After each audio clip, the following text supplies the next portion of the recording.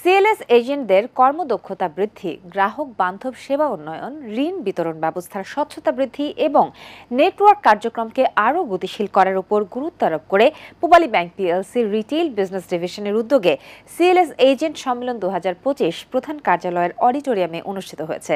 চলুন দেখে আসা যাক বিস্তারিত।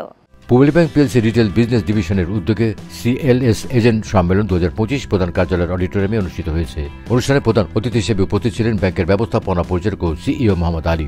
বিশেষ অতিথি হিসেবে উপস্থিত ছিলেন ব্যাংকের উপব্যবস্থাপনা পরিচালক মোহাম্মদ ইসা আহমেদ, এনায়েত মঞ্জুর, মোহাম্মদ শাহনেওয়াজ খান, মোহাম্মদ আনিসুজ্জামান।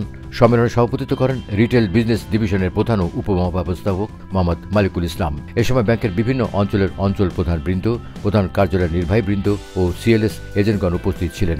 অনুষ্ঠানে 2024 সালে সেরা 13 জন সিএলএস এজেন্টদের মধ্যে ক্রেস্ট, সনদপত্র, প্রাইভেট কার ও মোটরসাইকেল প্রদান করা হয়। সম্মেলনে ব্যাংকের ব্যবস্থাপনা পরিচালক ও সিইও মোহাম্মদ আলী এই সম্মেলনের মাধ্যমে সিএলএস এজেন্টদের কর্মদক্ষতা বৃদ্ধি, গ্রাহক বান্ধব সেবা উন্নয়ন, ঋণ বিতরণ ব্যবস্থার স্বচ্ছতা বৃদ্ধি এবং নেটওয়ার্ক কার্যক্রমকে আরও গতিশীল করার উপর গুরুত্ব আরোপ করেন। তিনি আরও বলেন, ভবিষ্যতে সিএলএস সেবাকে আরও আধুনিক ও প্রযুক্তি ভিত্তিক করতে ব্যাংক বিভিন্ন উদ্যোগ গ্রহণ করবে। আপনারা এই উন্নয়ন ধারার প্রধান অংশীদার। পূবালী ব্যাংক সবসময় কর্মদক্ষতা, সততা ও সহযোগিতাকে মূল্যায়ন করে। আজকের সম্মাননা তাদের অনুপ্রেরণা বৃদ্ধি করবে এবং ব্যাংকের প্রবৃদ্ধি আরও বেগবান হবে।